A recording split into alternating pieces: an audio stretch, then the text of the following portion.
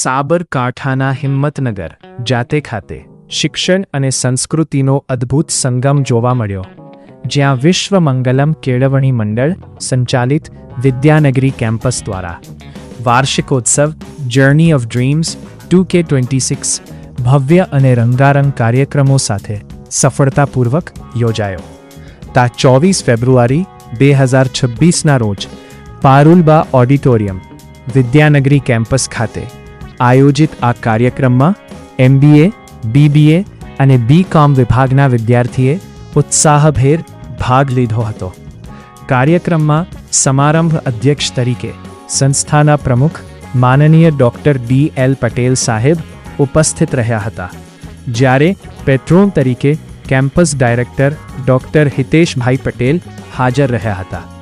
કાર્યક્રમમાં મુખ્ય મહેમાન તરીકે નાગરિક સહકારી બેંક લિમિટેડના chairman Shri Dilipbhai Shah, chartered accountant CA doctor Shashwat Doshi, Aerogon PEB structure લિમિટેડના મેનેજિંગ ડિરેક્ટર શ્રી નરેન્દ્રભાઈ પટેલ અને બજાજ ફિનસર્વ લિમિટેડના senior area manager Shri Kirankumar Rabari ઉપસ્થિત રહ્યા હતા.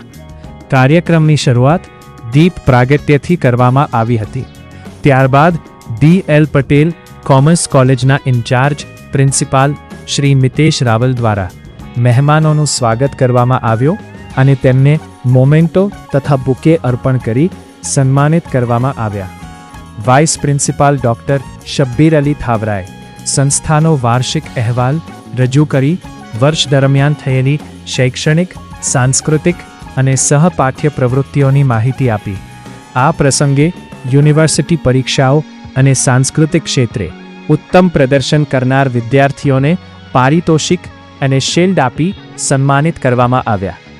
મુખ્ય મહેમાનોએ પોતાના ઉદ્બોધનમાં વિદ્યાર્થીઓને ઉદ્યોગ, સ્ટાર્ટઅપ, નાણાકીય જાગૃતિ, સંશોધન અને નેતૃત્વ ક્ષેત્રે આગળ વધવા પ્રેરણા આપી. CA ડૉક્ટર શાશ્વત દોશીએ કારકિર્દી વિકાસ માટે વ્યાવસાયિક કુશળતા, સતત શિક્ષણ અને નૈતિક મૂલ્યોનું મહત્ત્વ સમજાવ્યું. શ્રી નરેન્દ્રભાઈ પટેલે બિઝનેસમાં નવીનતા અને માર્કેટ અભ્યાસની જરૂરિયાત ઉપર પ્રકાશ પાડ્યો, જ્યારે શ્રી દિલીપભાઈ શાહે બેન્કિંગ અને ફાઇનાન્શિયલ આયોજન વિશે માર્ગદર્શન આપ્યું. અધ્યક્ષીય પ્રવચનમાં ડૉક્ટર DL પટેલ સાહેબે વિદ્યાર્થીઓને વૈશ્વિક સ્તરે ચાલી રહેલા નવા પ્રવાહો સાથે જોડાઈ આગળ વધવા અને મહેનત તથા આત્મવિશ્વાસથી સફળતા મેળવવા પ્રેરિત કર્યા. ત્યારબાદ વિદ્યાર્થીઓ દ્વારા રજૂ કરાયેલા રંગારંગ સાંસ્કૃતિક કાર્યક્રમોએ સંપૂર્ણ માહોલને ઉત્સાહભર્યો અને યાદગાર બનાવી દીધો. અંતે આભાર વિધિ સાથે તમામ મહાનુભાવો, ટ્રસ્ટીશ્રીઓ, શિક્ષકગણ અને વિદ્યાર્થી મિત્રોનો આભાર વ્યક્ત કરવામાં આવ્યો. તેને સખત મહેનત કરવી પડે. પરિશ્રમ એ પારસમણી. પરિશ્રમ કરશો તો કંઈક મળશે, પારસમણી મળશે, બાકી કશો નહીં મળે. મારી વાત